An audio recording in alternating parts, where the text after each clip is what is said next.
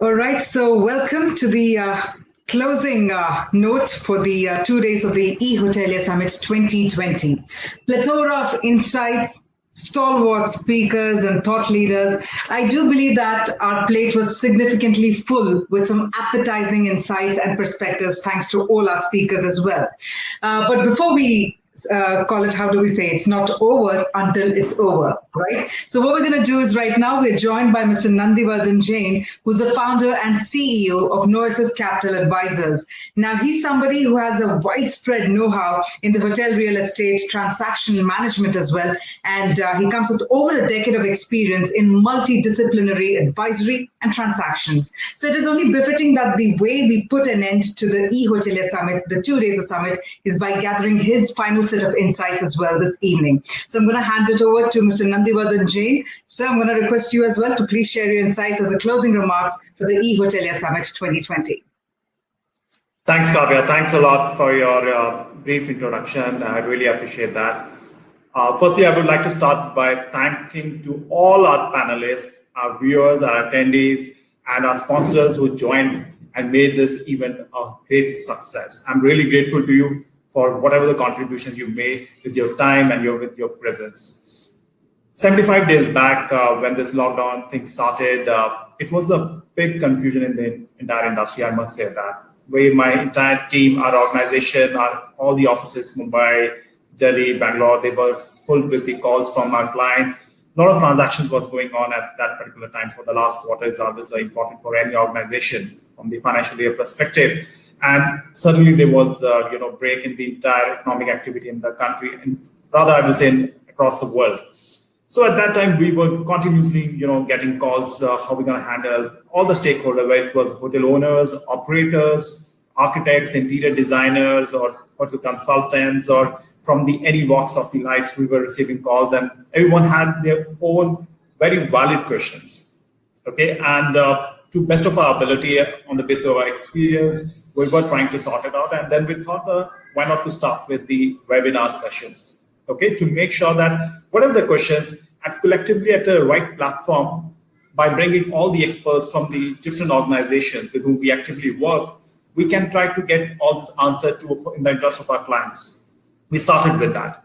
But trust me, there were so many more questions apart from, because in 1 hour webinar, there's a limit you can, have the queries can be sorted. But there were so many questions from all these subjects, whether it was the hotel development, possibility of hotel conversions. Financing side was a big challenge. It is still a big challenge for a lot of our clients, and how the financial institutions going to behave, the vendors, the under construction projects, what's going to be the fate for that, how the market supply side and demand side going to behave in next few quarters, and how the moratorium things going to further extend or not. So we thought that probably at that time we were deliberating, it's good to have a 2-day summit. Okay, though historically we always organize physical hotel summits. So last year we did fantastic summit in Goa. It was in W Resort, attended by more than 500 attendees. All the stakeholders, entire hospitality industry was there. Post that, we did our Egypt edition and for the EMA market, and that went very well. And after that, we did in Indonesia, in Jakarta.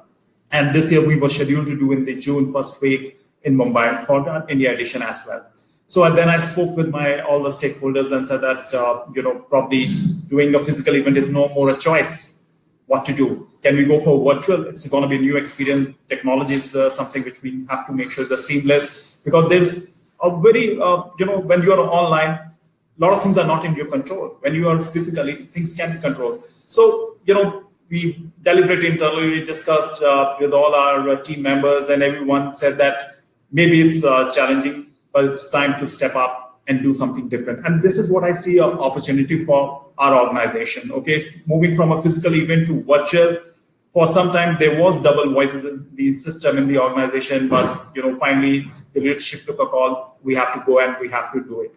And when we bounce back this idea to all our clients and how you gonna take it, and to be honest, we received a very overwhelming response. They said, yes, this is something which is the right time to do. The industry need to be united. We need to have one platform.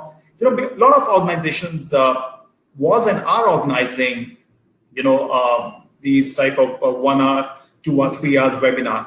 But finally, we thought for India edition, let's do a 2-day summit and make sure that we touch all the important topics, whether it's related to financing, it's about the new normal operations, which is a big word, it's about the redesigning of the hotels, or to see an existing hotel, whatever we need to do to make it more adaptive to the new situation, which we all are, countering these days. And from the sales and marketing perspective, from the ancillary revenue perspective, okay, and from the staffing and about the motivation of the staff from the HR perspective. Let's bring all these topics and bring all the experts at one platform, and together let's brainstorm. That's the reason you will find in our 2-day agenda, most of the discussions are not one-to-one. This is all a panel discussion. There's a moderator and there's a eminent panel of 4 to 5, the industry stalwarts who are putting up their points, and there's always a Q&A section where people very overwhelming give comments, ask questions, and moderator try to pick it up.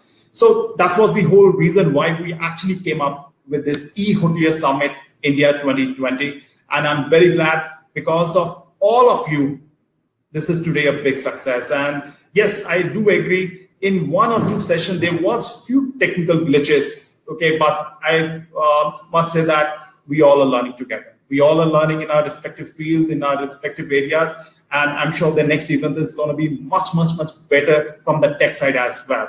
So coming on the speaker side, I would like to start with Shri Arun Nandaji. When the team was discussing whom we can invite for a keynote opening talk. So first thing I said that जब भी घर पे कोई आप बड़ा अच्छा काम करते हैं, आप घर के बुजुर्गों को बुलाते हैं.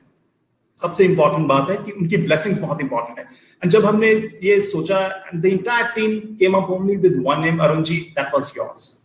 The great Arun Nanda ji, it was a pleasure and honor for all of us to have you on board. I'm grateful that you accepted our invitation and you shared your insight. I really respect that, sir. And from the bottom of my heart, I'll say that this is going to be one of the most memorable days. Yesterday is going to be one of the most memorable days when you joined us. I'm really grateful, and I will definitely visit one of these days to pass my personal gratitude as well in personal meeting with you, sir. Apart from that, all the other 71 speakers, they touched up amazingly all the relevant subject. And one thing common among all the speakers, most of them are very optimistic. They all are optimistic. They believe, yes, we have a pain right now. It's going to be challenging. We're going to face trouble. They're going to be gross operating losses. They're going to be challenge among, handling the new consumer behavior, which we all are expecting. There can be chances of second wave. We can't deny that.